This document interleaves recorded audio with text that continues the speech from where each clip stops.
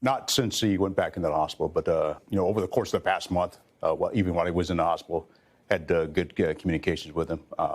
What I will say is I wish him a speedy recovery.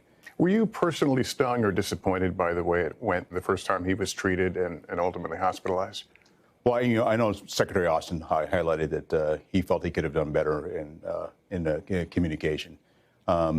Again, from my perspective, the communication I had, the things I needed to do as in my role as the chairman of the Joint Chiefs, I didn't have any concerns. And I pressed him about those controversial comments by Republican frontrunner Donald Trump regarding NATO. What do you take of that? Well, we have an alliance, and we have a strong alliance. I think we have a responsibility to uphold those alliances. It's part of your role right now to reassure NATO that despite what they may hear, that the U.S. is still committed? The U.S. is committed, and that's the message I communicate. That's the message that's been received. On Friday, General Brown visiting Navy ships just returning from the Middle East. Part of your job is providing the president military options. When it came to what we're seeing in the Middle East right now, what was the overriding requirement of the plans you came up with? Well, without getting into the details, I'll just say that the broad areas that we focus on is one, to deter any further aggression, not let the conflict broaden, at the same time protect our forces. Do you think Iran wants war with the U.S.? I don't know that they do. Having watched Iran operate, they will do things through their militia groups and others to put pressure to achieve their objectives.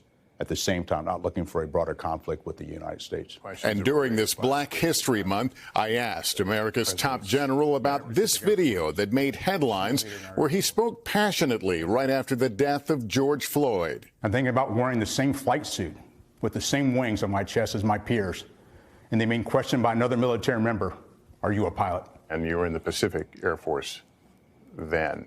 What made you do that?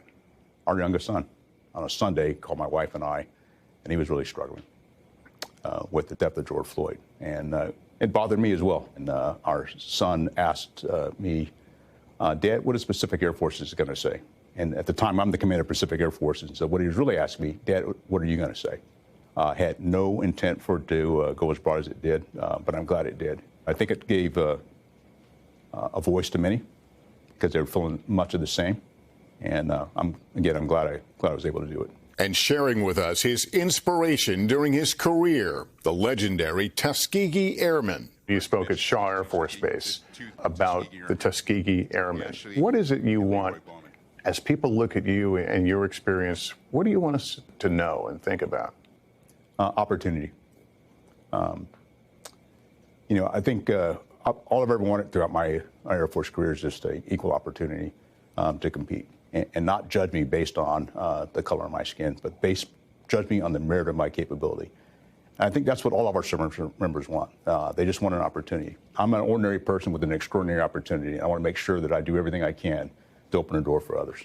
Thanks for watching. Stay updated about breaking news and top stories on the NBC News app or follow us on social media.